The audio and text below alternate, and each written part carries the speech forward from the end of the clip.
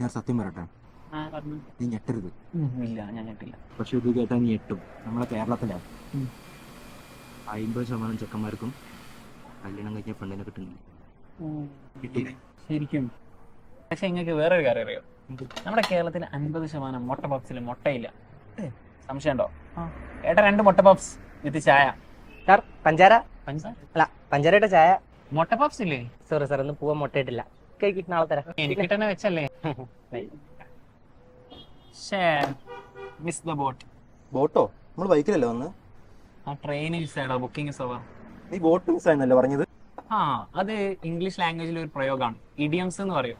ഇടിയമോ? അതെന്ത്? ഡെയിലി ലൈഫിൽ യൂസ് ചെയ്യുന്ന കുറെ പ്രയോഗങ്ങളില്ലേ, അതായത് 2 birds in 1 stone കേട്ടുണ്ടോ?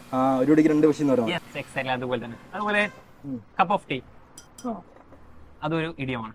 അതൊക്കെ പോട്ടെ, എന്താ പതിവില്ലാതെ കഫേലെ കുളിച്ച് ചായ തരാൻ? അത് പറയാൻ വിട്ടുപോയി. അറിയോ, നെക്സ്റ്റ് മന്ത് എന്റെ എൻഗേജ്മെന്റ് ആണ്. അപ്പോ 2 ദിവസം മുന്നേ വരണം. വാട്സാപ്പിൽ ഇൻവിറ്റേഷൻ വെക്കാം. അപ്പൊ ഓക്കെ, ബൈ.